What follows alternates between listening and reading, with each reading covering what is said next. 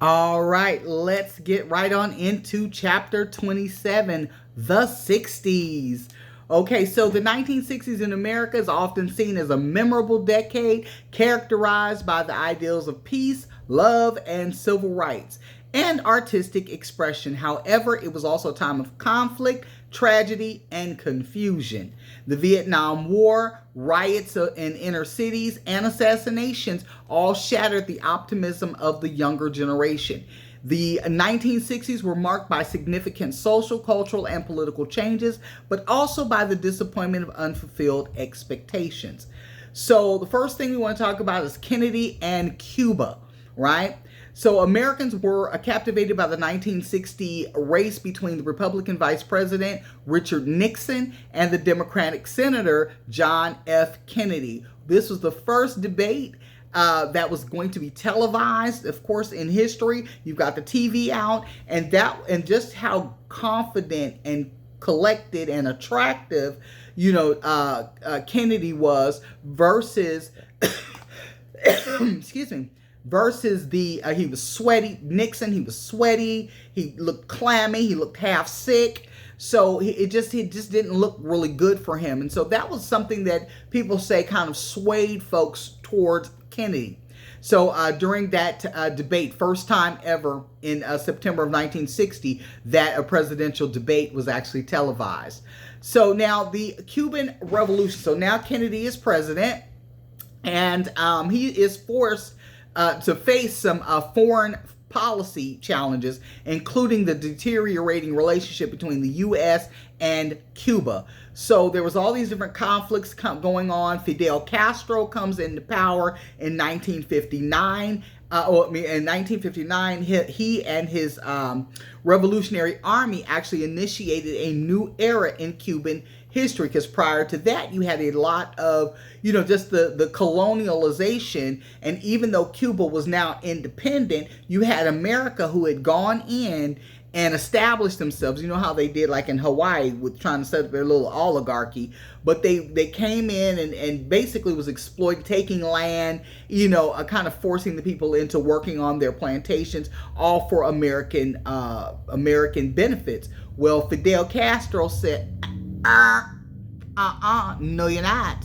Get on up out of here. So they kicked a lot of that those American interests out. He also retook that land and redistributed it to his own people. So that caused a lot of Cuba's wealthy and middle classes, who were again European. Okay, they were not the indigenous Cubans. They were part of the colonizers who had come, a couple hundred years prior. All right.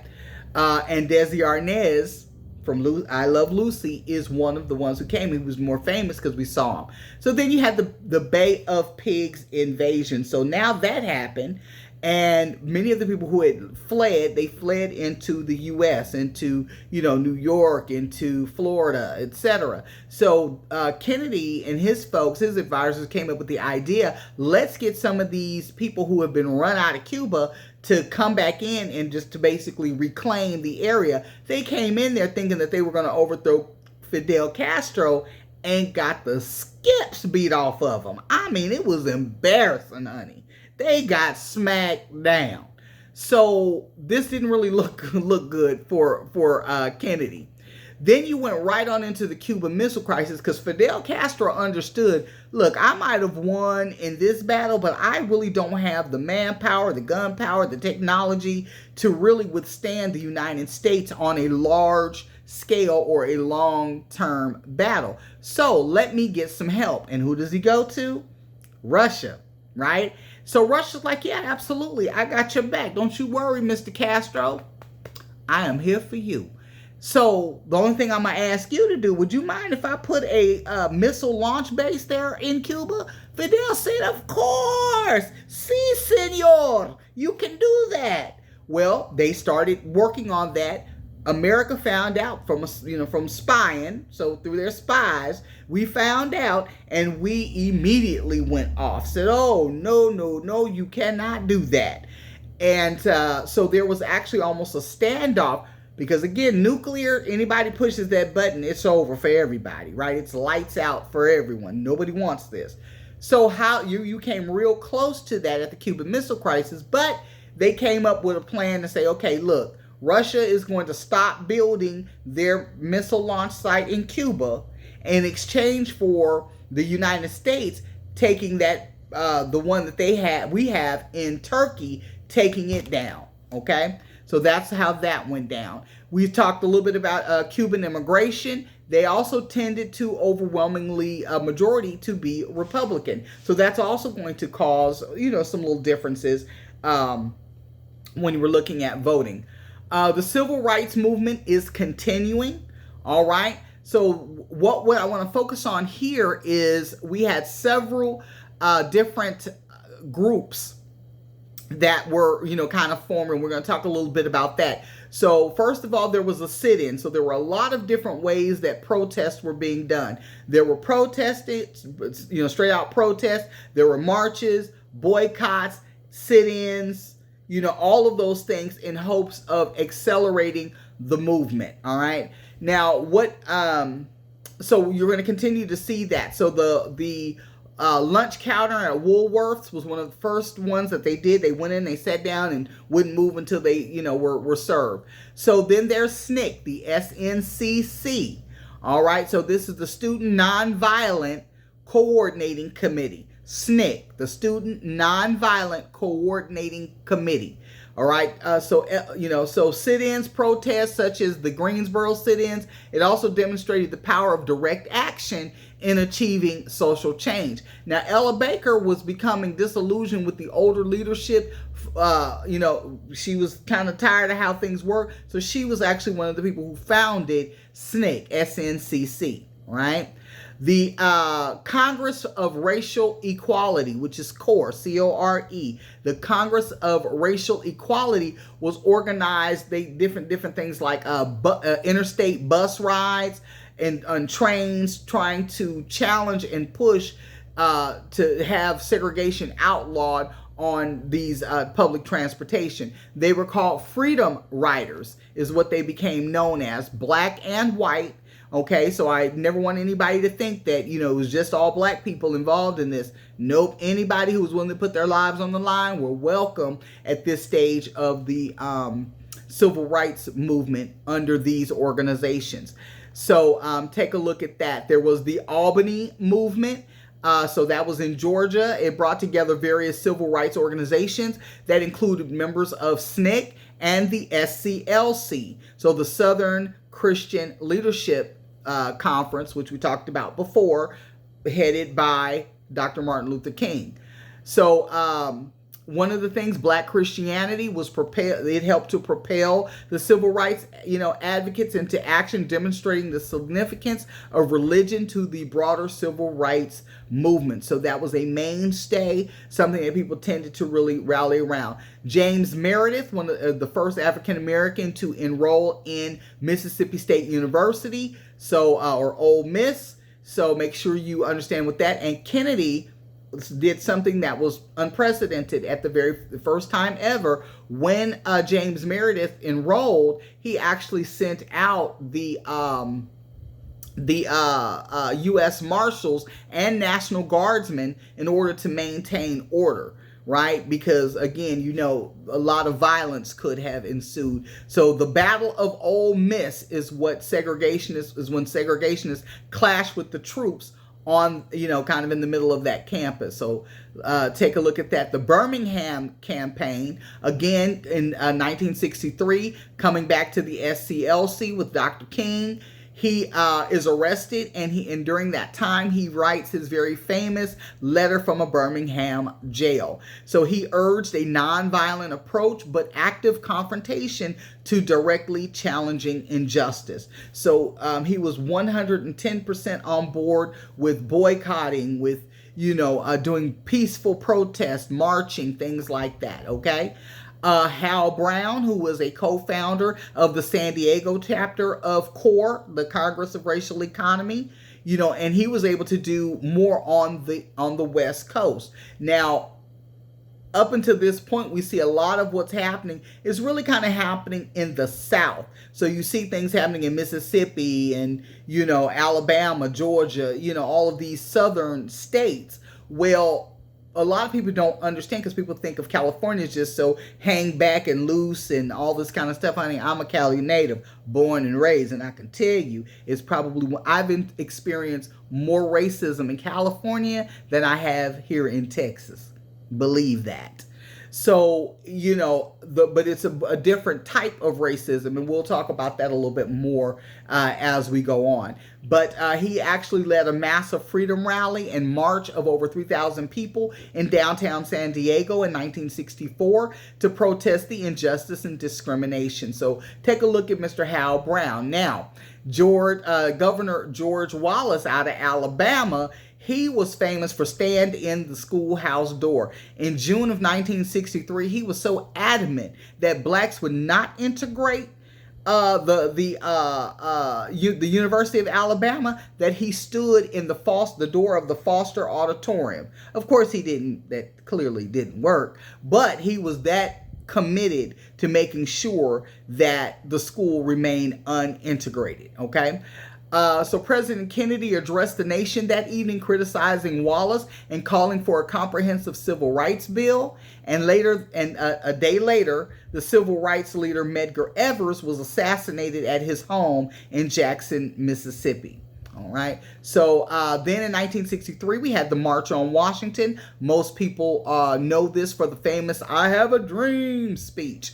Again, as I mentioned before, look at some of his last speeches because he realized that, I have integrated my people into a burning house. He understood later, kind of belatedly, what was going on. And just as he was starting to speak on it, he too was assassinated. So go pass by the "I Have a Dream" speech and go look at some of his last 2 to 3 speeches before he was assassinated in 1968.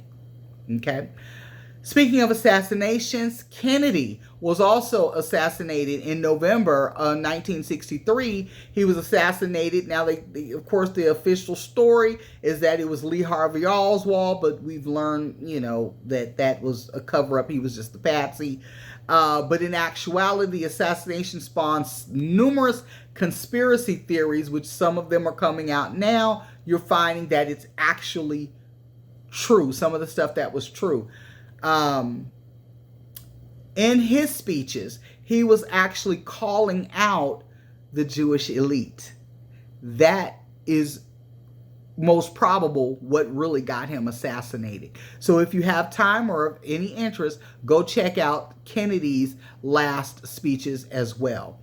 LBJ and civil rights. So in 1964, Lyndon B. Johnson did sign the Civil Rights Act. However, when he signed it, it was so that it outlawed discrimination based on race, ethnicity, gender, and or national or religious origin. So what that did was all of the things. So you would think the people who you were seeing having the dogs sicked on them and the hoses turned on them, if this was something that was going to assist black people, it was not. It actually, the language of it really allowed the newer immigrants from different places, and we're really going to talk about Asia in particular, to again leapfrog over blacks to be able to take advantage of the protections and even the financial funding that was set aside for you would have thought for blacks, but it was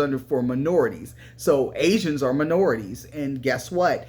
Everybody else could get access except the black Americans. Also, with affirmative action and some of these other programs that had black faces on the literature, in actuality, which we have already learned, that the majority of those set-asides and those resources were consistently given to either white women or other ethnic minorities. Okay. Freedom Summer. So the movement continued with initiatives like the Freedom Summer in Mississippi, which aimed towards African-American voter registration. So again, still believing that if we participate in the legislative process, we could gain some strength and momentum and would have help exerting some influence. we see that that didn't really happen, but at the time, that is what they were trying to do. So SNCC and CORE were really out there doing that during the Freedom Summer of 1964. All right, so then you had the Voting Rights Act of 1965. Again, you said, oh, well, men started off with the black men had the right to vote, as early as the 1860s, but in actuality, they were doing things like poll taxes or coming up with grandfather clauses, all kind of things to bar blacks from being able to exercise that right. So the Voting Rights Act of 1965 abolished voting discrimination in federal, state, and local elections. All right. Take a look at Lyndon B. Johnson's Great Society. Some of the things that he challenged the American people to enrich and elevate our national life and to advance the quality of our American civilization. So a lot of what he, claimed he was pushing, or whatever, this is sort of his great society that he was looking at. If we would, embrace and elevate our, become more patriotic, etc., right? So, but in addition to that, he also passed, very important here, the Immigration and Nationality Act of 1965. So again, or it's also known as the Hart-Celler Act. It abolished that quota regime established in the 1924 Reed-Johnson Act, which said only so many people from Ireland can come, or only so many people from this place or that place. Well, that abolished that. So now you've kind of opened up the doors. So, any immigrants can come in, and there's no quota on how many you would allow in. Well, that's interesting because it was done at the same time that you just passed the civil rights, saying you can't discriminate based on ethnicity, national origin, religion. So again, you just brought in a lot of people who can continue to displace and jump over the minorities who were fighting for these rights. All right.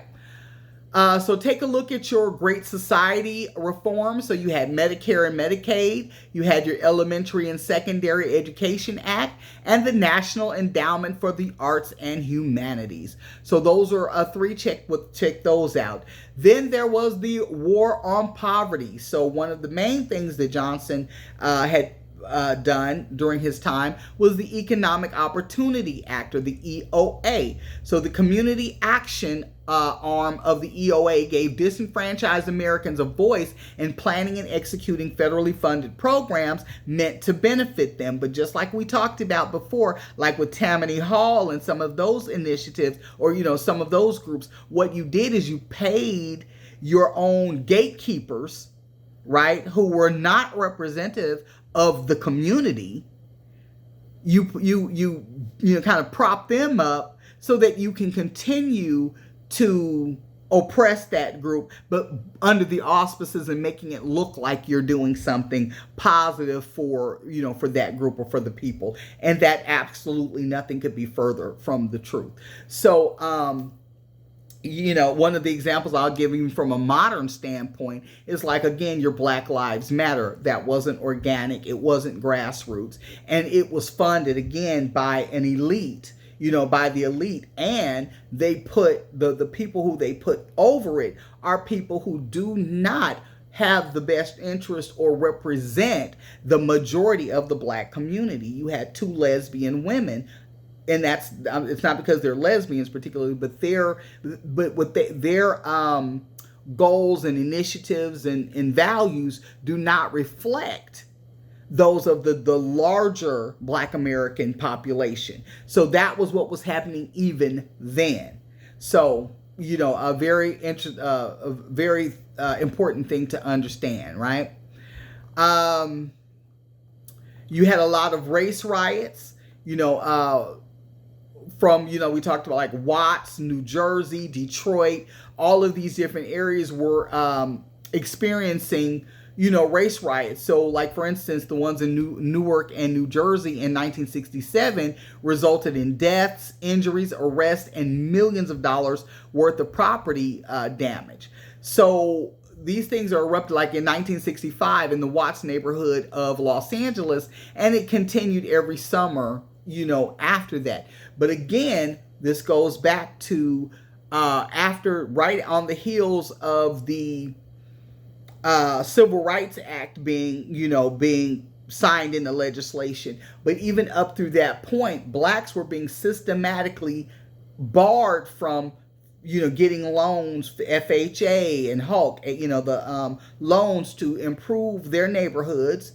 Also not having access to start businesses that would revitalize economically or build an economic base in their neighborhoods and communities. However, under some set-aside monies under Civil Rights Act, right, because everybody know we were being excluded, so monies were set aside under the Civil Rights Act, but that money still was not being given to African Americans in their own community. It was being given to Koreans who were newly coming over, for them to start businesses in black communities. So this is where a lot of the issue, even more of the issue, came in. So yes, there was an element of police coming in, and police brutality. It was housing discrimination. It was all these different things, but there was also a very large component of, how dare you bring in some outsiders and give them funding that we don't even have access to, but yet it's under the Civil Rights Act, funding set aside. So same thing with the affirmative action, all of those programs where you claim, you take pictures of smiling black people, real happy like they just got this job, or they just, based on, affirmative action or whatever the case may be. But that's not who was benefiting from any of those programs, as we talked about before. Okay. Again, back to the origins of Vietnam War, I've really kind of covered that in a lot of detail. Once China fell to communism in 1949, the United States really supported the French military in its efforts to regain control of Vietnam, Cambodia, and Laos. Well, we didn't give Vietnam any support, so Vietnam turned to Russia and China for assistance to keep the French, the colonizers, out of their business, out of their country. So we saw a lot of that. The Geneva Conference, which temporarily divided Vietnam into the two separate states until the UN monitored elections could occur. But the U.S. feared a communist electoral victory and blocked the election. Like, we didn't want it fair and square. We were afraid that we were going to lose, so we blocked it, okay? So these are all things that kind of went into us being there in Vietnam, because we didn't declare, war wasn't necessarily declared. We were just sending troops to support the French initially. Okay, we were like supporting our ally to go against a country that wanted its democracy. Make that make sense. Okay, so take a look at Ngo Dinh Diem. Diem is his last name. His government, however, and its Army of the Republic of Vietnam, ARVN, could not contain the communist insurgency seeking the reunification of Vietnam. So he couldn't fight him off by himself. He was assassinated in 1963. That led to a series of military dictators in South Vietnam, which is the southern part of Vietnam that was backed by the U.S. Okay. Take a look at in August of 1964, the Gulf of Tonkin incident.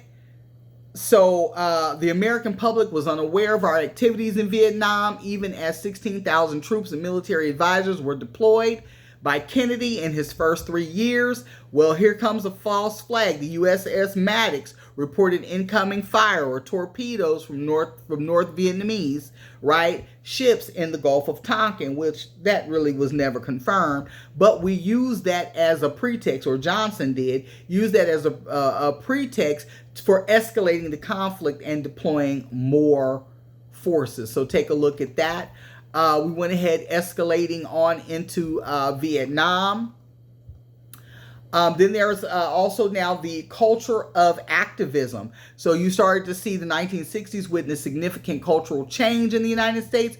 A lot of folks, the counterculture was becoming mainstream, and various social movements were emerging. So you had again taking a page or seeing how Black Americans were pushing for civil rights. It caused people all over the world to start doing the same. But even here on U.S. soil, you saw the Native American movement, the Chicanos, women, environmentalists, just all types of people who were marginalized in any way. The LGBTQ, as they're called now, but they were starting to use to come and ask push for more access and so forth. So the Catholic Church also underwent some transformations, emphasizing freedom and tolerance, which is pretty interesting for a Christian group who claims that they follow the Bible, once again, and the Bible absolutely speaks against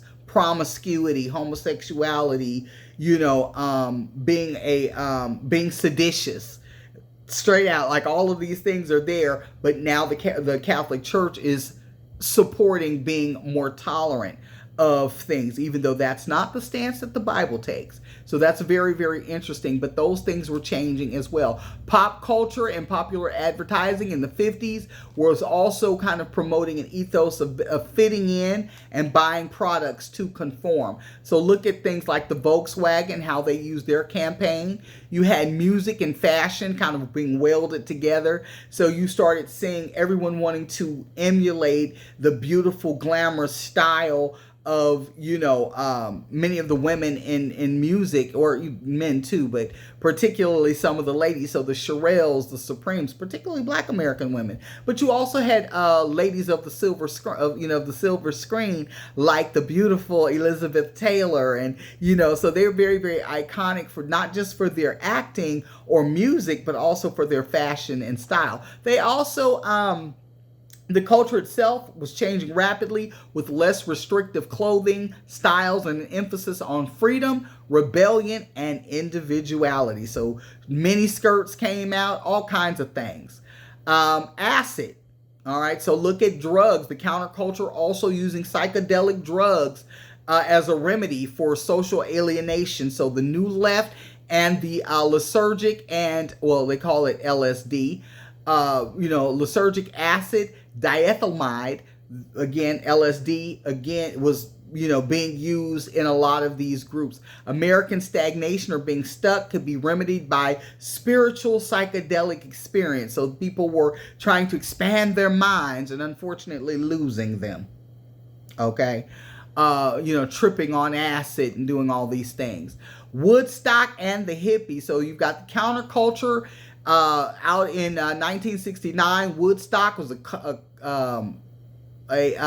concert in New York. It kind of became the shorthand for the new youth culture that mixed politics, protest, and personal fulfillment. So love, sex, rock and roll, drugs, and politics began to kind of meld together, and they really were a lot of activism was coming out at that point, particularly anti-war, for Vietnam. So in addition to Malcolm X and civil rights, Martin Luther King and civil rights, you also had Malcolm X, a part of the Nation of Islam. There is a lovely breakdown on some of the key components that they believe. Make sure you are familiar with them. All right. Martin Luther King, I can't want to say Martin Luther King, Malcolm X had an idea of by any means necessary. So, we are going to protect ourselves. It's not violence if it's self-defense. That's a quote by him. So he's, so I call that intelligence. So you're not going to just keep beating us and expecting us to, like Martin Luther King and his group, letting dogs be sick to attacking us, physically attacking us, and don't expect us to fight back. So that was something that Malcolm X was differing from Malcolm X on. Malcolm X was differing from Martin Luther King on. All right, so take a look at that. Take about the Nation of Islam movement and what their key points are also Cassius Clay, formerly known as Cassius Clay, but more popularly known as Muhammad Ali, the greatest heavyweight ever. Never run tell that, Mike Tyson. But no, he floats like a butterfly, stings like a bee. You gotta love Muhammad Ali, right? The Black Power movement. So you had Stokely Carmichael, who was initially from the SNCC group, grew frustrated with Lyndon B. Johnson's lack of support and expelled white members from the organization. And again, we talked about that before, the difference between organic and grassroots. Not to say that grassroots or organic organizations can't be mixed between, racially mixed, because we saw that like with the Knights of Labor. There were definitely times and periods where blacks and whites had a common goal and were able to work together. However, when it came to the civil rights movement, what was happening is whites, and not all, but some, there were plants, CIA plants in particular, coming in, infiltrating, coming in under the auspices of wanting to help, supporting, etc., when in actuality they were there to undermine, to grow, to cause divisions, and to really bring down the movement, under the auspices of, I'm your friend, we're linking arms, singing Kumbaya together. So, which is one of the reasons that Malcolm X was like, nah, we don't need any white people in our organizations. We will do this for ourselves, by ourselves. Some people, really criticized him for turning down the help. But as time went on, by the time you started getting to the mid to late 60s, you actually kind of see there was a reason, not because he was a racist in any kind of way, Malcolm X, but because he understood that you could, and you still had plants of your own color undermining you. So in 1966, Huey Newton and Bobby Seale formed the Black Panther Party, Oakland, California. Mgawa, Black Power. That was part of, say it loud, I'm black and I'm proud. So those are some of the things that kind of came out in that. They emerged as a radical organization using direct action and self-defense. Self-defense. They weren't going out starting trouble, but they were policing their own neighborhoods. They were saying, look, one way to stop, if part of our issue is police coming in and abusing us, if we stop that and police our own neighborhoods, you solve that problem. Okay? How the Crips and the Bloods got started. Bloods was really just a term that we would call each other, just kind of a familiar term. Hey, Blood. What's up, Blood? Hey, Young Blood. So you would hear that a lot in the black community at that time. And then there was another group, the initially called the Community Resources for Independent People, Crips, also arose in California and LA in 1969. Quickly got flipped into a very violent street gang. So you'll see that. Some of the other movements that we talked about with the Native Americans, you saw the Red Power movement. So the success of the Civil Rights movement and growing grassroots activism inspired countless new movements. So you had, in the summer of 1961, frustrated Native American university students founded the National Indian Youth Council, so NIYC. All right. So in 1964, they held a series of fish-ins. Activists and celebrities cast nets and waited for the police to arrest them.